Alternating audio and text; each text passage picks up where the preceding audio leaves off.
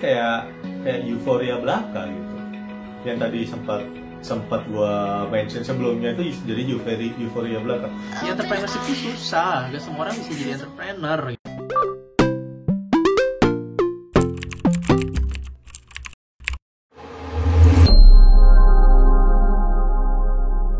Yang namanya digital, yaitu bab lain ya, maksudnya digital ekonomi itu sangat luas. Cuman artinya digital economics ini kan termasuk salah satu sektor yang tradable goods, karena kita bisa mendelivery service-nya itu over a wire dari secara digital, dan ini sebenarnya cukup bisa menopang pertumbuhan ekonomi suatu daerah. Makanya si Moretti tadi bilang yang namanya high tech sektor, salah satunya digital industri ini bisa mengenerate pekerjaan 6 kali lipat gitu.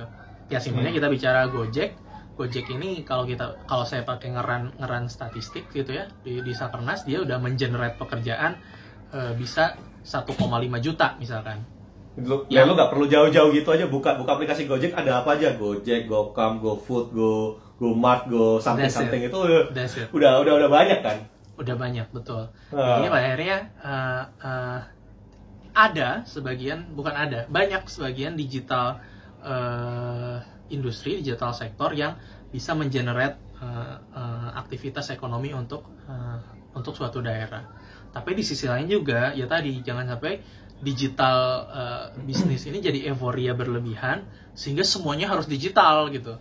Itu dia yang gua takutin, jujur aja ya. Jadi semuanya tuh semuanya harus ada apps-nya gitu kan. Jadi apps for everything gitu kan. Jadi karena pada akhirnya lagi-lagi kembali ke definisi entrepreneur menurut Esther Duflo tadi. Duflo tuh bilang ya entrepreneurship tuh susah, gak semua orang bisa jadi entrepreneur gitu. Masa kita maksa UMKM supaya punya apps gitu. Jualan donat tuh nggak harus lewat apps gitu kan. Ya pada akhirnya ya oke, kita akan menghargai ada bisnis-bisnis yang jadi hub, jadi konektor untuk untuk UMKM gitu ya. Ya Uber for everything lah, ada yang di bidang agri, ada yang di bidang e-commerce, ada yang di bidang gig economics, ride hailing service dan lain sebagainya gitu. Ya oke, itu sangat baik gitu. Tapi kalau kita memaksakan semua entrepreneurship termasuk yang non tradable goods tadi ini masuk ke industri digital, ya nggak bisa gitu. Pada ini lagi-lagi harus ada prioritas di sana. Ya. Gua jadi itu sih, ngerasa bahwa digital ini kayak euforia belaka gitu. Yang tadi sempat gua mention sebelumnya itu jadi euforia belaka. Bahkan ada temen gua itu beberapa, bahkan lebih dari 10 orang ya. Itu kalau misalnya ngeran bisnis itu bikin apps-nya gimana? Padahal sebenarnya jadi wira usaha itu poinnya apa sih? Dapat untung. Dapat untung, pokoknya cuan aja gitu loh, ya kan. Sedangkan kalau misalnya lo bikin apps itu benar-benar sulit gitu. Lo harus ngitung valuasinya, is another thing, ribet lah. Jujur aja sampai sekarang mungkin ada beberapa teori ngitung valuasi, tapi jujur gue belum bisa ngitung valuasi. Jadi bisa jadi tren digital ini menjadi bumerang buat kita gitu. Ya. Jangan-jangan kita belum siap, jangan-jangan kita itu belum revolusi industri 4.0, kita masih revolusi industri 2.0 atau 2,5 gitu. Iya. Nah, menurut lo pandangan lo gimana ini? Ya pada akhirnya menurut gua ini kita harus membedakan lahan ya, maksudnya lahan untuk pemerintah yang harus pemerintah lakukan sama lahan buat seseorang yang memang berbisnis di sektor itu. Maksud gua gak akan menyalahkan kalau orang mau berbisnis di bidang apapun gitu kan. Mau lu bikin cilok, lo lulusan universitas top, tapi bisnis lu bisnis cilok atau bisnis hijab, itu hak lo aja gitu kan. Maksudnya untuk survive lo bisa mengenerate pekerjaan buat orang, itu insya Allah sangat mulia, dan mencari nafkah itu juga ada keberkahan di sana gitu. Tapi yang salah itu kan ketika pemerintah terlalu put effort too much kepada sektor-sektor itu gitu. Nah jadi gue sepakat ya tadi, yang namanya sektor digital ini penting, ini sekarang lagi booming, banyak orang yang pengen terlibat di sana, itu masuk mangga gitu ya. Tapi ya betul, jangan sampai fokus kita hanya di sana. Fokus kebijakan tuh hanya mendorong orang untuk bermain di sana. Ya tadi yang kata lu bilang, lagi-lagi kita bicara ketika ketika pertumbuhan ekonomi hanya ditopang oleh digital ini saja, ini kurang gitu, karena industrialisasi kita aja masih belum optimal. Karena, ya benar. Nah, ya maksudnya statistik semua negara sekarang betul mengalami deindustrialisasi gitu ya. Kalau zaman dulu 40-an sampai tahun 70-an, 80-an kan memang sektor manufaktur tuh jadi sektor unggulan gitu kan. Tapi dengan digitalisasi ini kan udah mulai ada shifting. Ya bahkan US, Eropa kontribusi terbesar dari pertumbuhan ekonominya bukan lagi ditopang oleh manufaktur tapi oleh sektor jasa. Tapi jasa yang sifatnya high skill service tadi itu kan, digital, finansial, real estate dan lain sebagainya. Nah, tapi negara-negara maju ini telah mengalami deindustrialisasi pada saat industrinya sendiri sudah matang gitu kan. Jadi udah ada Samsung, udah ada Ford, udah ada Mercedes-Benz di negara masing-masing, sehingga ketika masuk ke sektor jasa digital ini mereka udah punya pabrik, udah mapan nih gitu. Nah kita ini kan loncat gitu, jadi makanya ada istilah gue mau promosi ya, gue punya podcast Humanomics di Spotify. Jadi gue kemarin ngundang temen gue dari Harvard, dia Dimas. Itu boleh didengerin tentang bagaimana pentingnya industrialisasi di Indonesia ini. Dan ini nyambung dengan bentar. Follow dulu Humanomics di Spotify. Lanjut. Keren banget loh.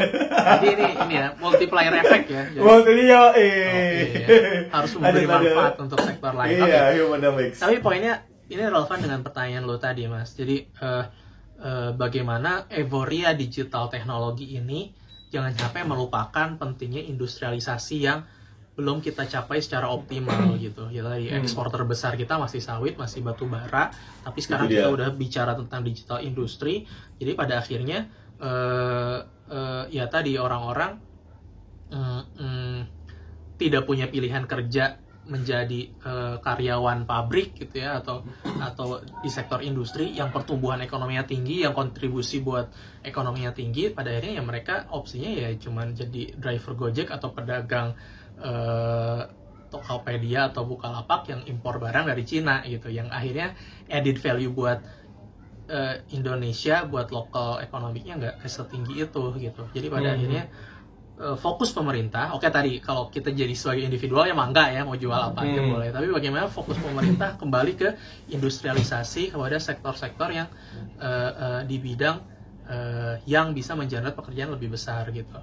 Nah, pada akhirnya ini juga jadi autokritik sih buat well educated skill labor ya, buat kita yang lulusan dari perguruan tinggi. Ya menurut gue maksudnya gue dosen, gue karyawan, lo juga karyawan gitu kan. Sangat mulia orang-orang yang memilih untuk menjadi entrepreneur gitu kan. Tapi ya tadi jangan sampai pilihan-pilihan entrepreneurship-nya itu hanya ada di sektor yang ya tadi yang semua orang juga bisa. Jadi harusnya ini jadi challenge buat orang-orang yang punya kesempatan pendidikan tinggi, ya harusnya banyak aktif bergerak di bisnis-bisnis yang memang sektornya berbasis inovasi. Ya makanya pada akhirnya gue sepakat kalau lu mau bikin startup, lu highly educated people, ya itu nggak salah, itu bagus banget gitu. Tapi kalau kita tadi memaksa penjual cilok atau penjual donat untuk punya apps, itu yang salah gitu kan. Oke. Jadi pada akhirnya menarik sih. Gimana kira? Ya menarik.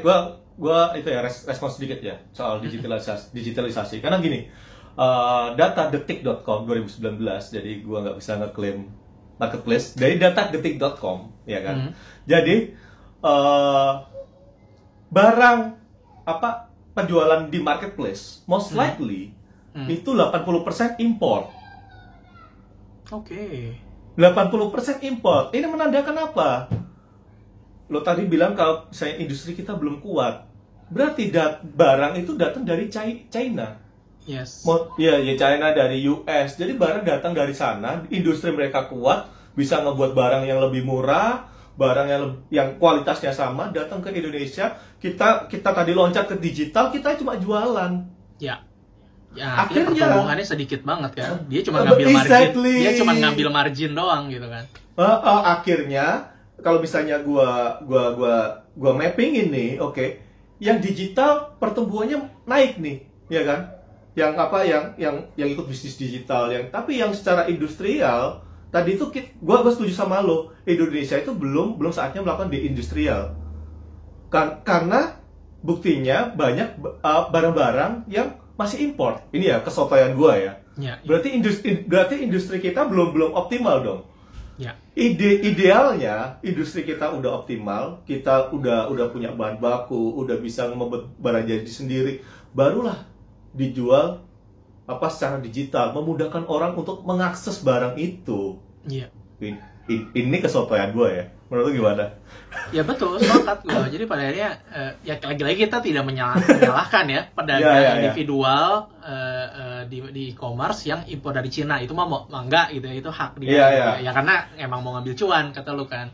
Iya. Ya, tapi ya tadi itu maksudnya dalam kacamata yang lebih luas, dalam perspektif kebijakan ini kan betul ada yang salah gitu. Jadi pada akhirnya kita harus kembali ke backbone economic growth kita, yaitu pertumbuhan berbasis inovasi yang ditopang oleh industrialisasi gitu.